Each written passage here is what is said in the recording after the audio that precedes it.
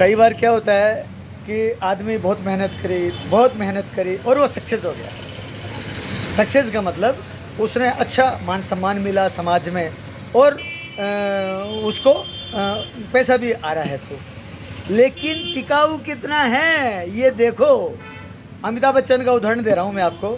अमिताभ बच्चन की किस जमाने में, जब वो जवानी भी शुरू नहीं हुई थी उनकी, और तब वो उनकी पिक्चर आ गई थी, पिट गए। लेकिन उन्होंने एक तो हिम्मत नहीं हारी और आपा नहीं खोया और कितने सक्सेस रहे। लेकिन फिर डाउनफॉल आया और आप लोगों को मालूम है उनकी जो कंपनी है बहुत घाटे में गई थी।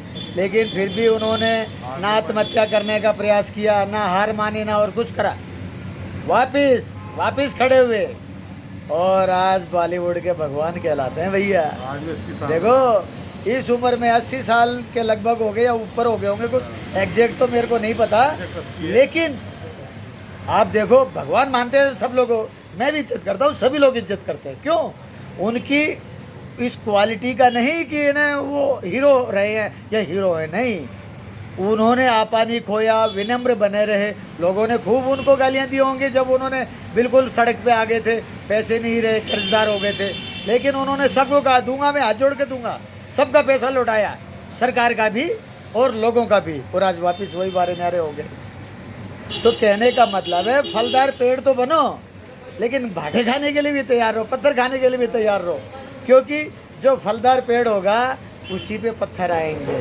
जो फलदार है ही नहीं, पहले ही नंगा है, उस पर कौन भाटे मारेगा है? तो अगर आपको लोग बात कुछ कह रहे हैं, आप तो पत्थर फेंक रहे हैं, छीटा कसी कर रहे हैं, तो इसका मतलब आप सक्सेस हो रहे हैं। लेकिन आपा मत खो, विनम्र बनो। और फिर देखो क्रिकेट का उदाहरण देख लो, दो जने आप बता रहे थे ना, सचिन तेंदुलकर और विनोद कांबली का। ये भैया से सुनो, बताओ।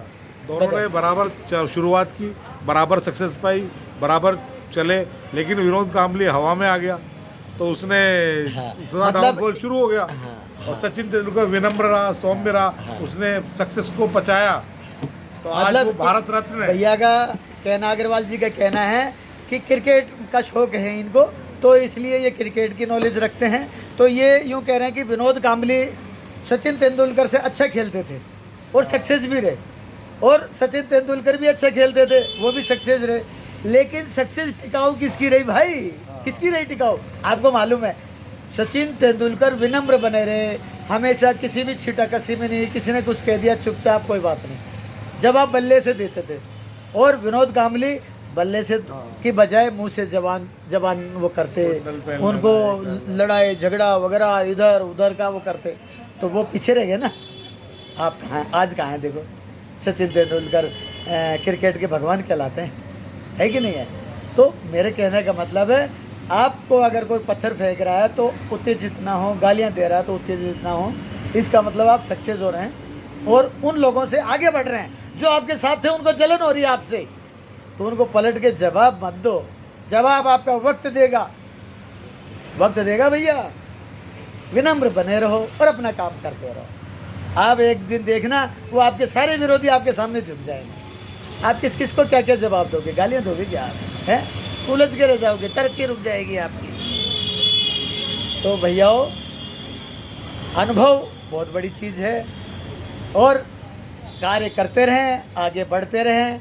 पीछे मुड़ के तो देखें कि क्या गलतियां की हैं, वो गलतियां न दोहराएं और किसी को पलट के आप शब्द भी ना कहें। सक्सेस देखना एक दिन लोग बाग आपको सलाम करें।